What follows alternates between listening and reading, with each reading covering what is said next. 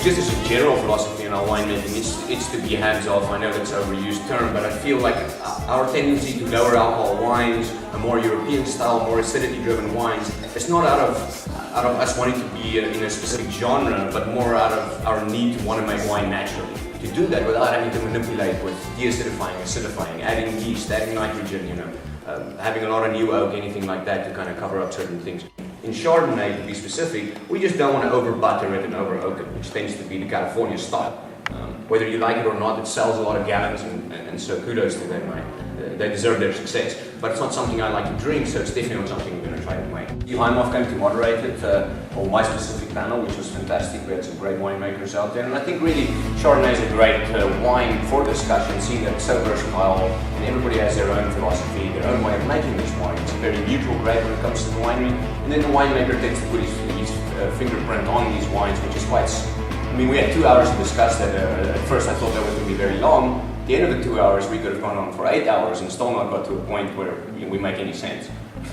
You added a really nice spice to the mix last year. We're going to speak about Chardonnay again, and I think the versatility obviously plays a lot to it. And I think in Chardonnay, more than in any wine, you can normally tell a winemaker's personality, being a little bit more on the edge, being a little bit more introvert. You'll be able to tell wines like Chardonnay. Definitely something we'll mention in that topic as well. From them out of the tank yesterday. They've had the luxury of 24 hours of bottle aging, so you guys need to respect that. So there's only one Presqu'le Chardonnay? Correct, only one. That it's the Santa Maria Valley blend. We planted about 65 acres of our own grapes, and so once that Chardonnay comes into production, we will have an estate-produced Chardonnay. What do your, you go through the three-tiered system?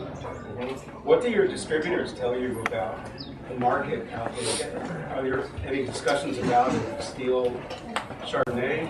I don't think they separate Chardonnay steel versus oak. Like I said, I think the whole steel debate is more of an educated drinkers debate or sommeliers, whereas the people that just drink wine to get it done, I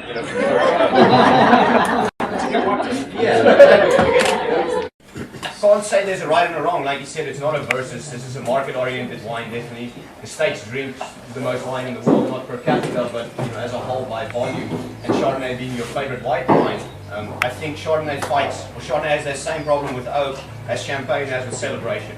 Champagne isn't always necessarily to be drunk with New Year's or a birthday party. It's drunk every day, all day. But yeah, and also there's just these new innovations that we're trying to do here. The Chardonnay Symposium being a great example, the second one coming up here pretty soon. I think that's wonderful for the valley to try and promote itself with things like that. I think the wines are completely up to standard. I mean, if not better than most. To put in conversations like this, bring out great winemakers and invite the public to come and see what we have and what we have to offer, our philosophies on our wine. I think it's fantastic and only shows to the potential growth that's going to come in many years, for many years I should say. Something in the way